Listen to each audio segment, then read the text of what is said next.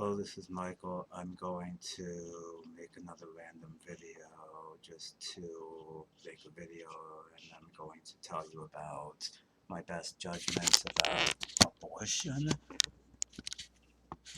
We're going to start with the best pro-life arguments, and then I'll see if I can disprove those arguments.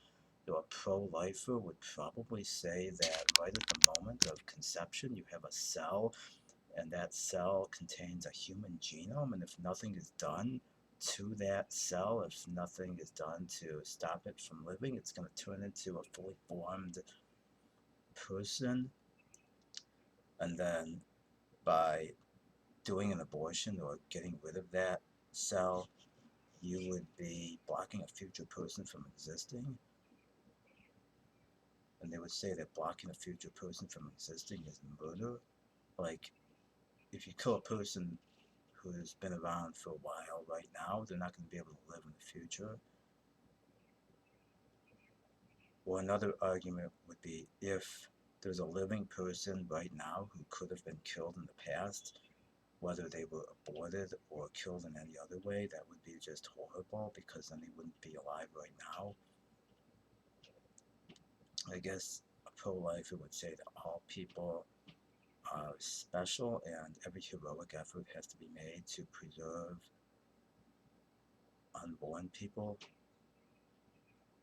And then I guess there's the compromise situation when some people think abortion below a certain age shouldn't be allowed, but no, they would say abortion below a certain age they would reluctantly accept, but abortion after a certain age they think definitely shouldn't exist. Suppose your kid is going to come out disabled or deformed.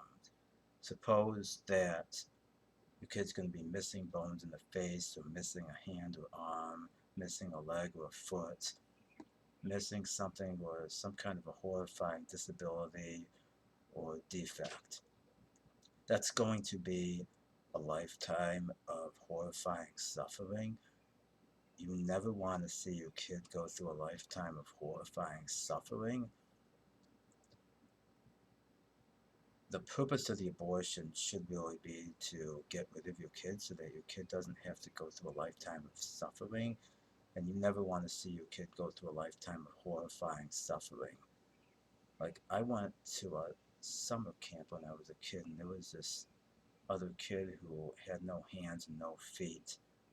If he had been killed at some really young age, like before birth, or if the parents didn't know he was going to come out disabled, if he had been killed within a day after birth, he wouldn't have known that he was being killed when he was being killed, which would be about as moral as the fact that my non-existent kids don't get to exist because I didn't have any.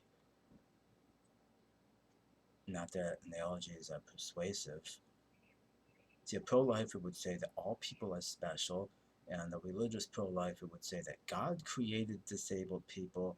You have to do all heroic efforts to save them. And then somebody else watching this might say, oh, so you're going to kill my disabled cousin?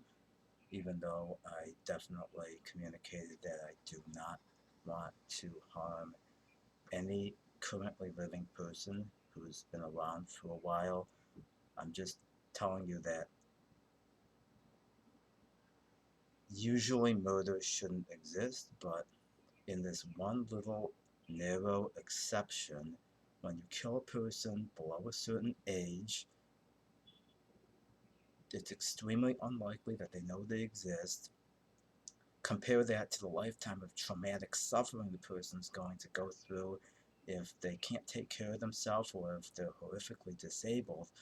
It would seem like the most moral or ethical choice would be that for an unborn person who's going to come out messed up or disabled, the best thing to do would be to humanely destroy them or get rid of them or abort them or whatever vocabulary you want to call it.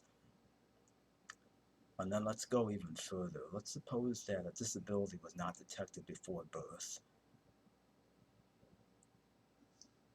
What if there was a legal procedure where the parent could sign a form, and then if the kid was born totally deformed or disabled, or if the kid had a variety of conditions, if the doctors examine the person after birth and decide that the person is going to have a horrible existence, that they're going to be horrifically disabled, the doctors could humanely destroy the person, kill them, because that's what the parents directed the doctors to do. And then the parents wouldn't have to see their kid go through a lifetime of traumatic suffering. That would seem like the most moral or ethical procedure. I guess I'm the only one who says that you should be able to kill a person right after birth if they come out disabled. So I have no problem with abortion at any stage of the pregnancy, and I even want to extend it till about a day after normal birth. And then what about being unwanted?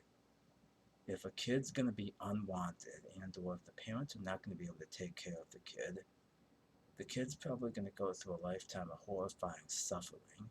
And considering that the kid probably does not know they exist at the time they would be killed, it would be more ethical, the most humane and ethical thing to do would be to kill them, get rid of them, suck them out and kill them.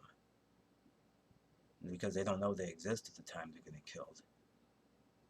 So killing an unborn person wouldn't be any worse than the fact that my non-existent kids don't get to exist because I didn't have any. And I know pro-lifers think that abortion shouldn't exist because you're blocking a future person from existing, but let's suppose if I had gotten aborted, yeah, I wouldn't have gotten to live, but I wouldn't know the difference anyway, so it's just speculating about it is nonsensical. It wouldn't be horrifying. Then I wouldn't have to go through the terror of impending death, and I wouldn't know the difference. But usually killing is bad. It's just that below a certain age, as I'm just saying, like before birth, and I'm extending it till a day after birth, which nobody says you should be allowed to kill a person a day after birth except me. And they don't know they exist at that time they're getting killed. So that would be my best judgment about it.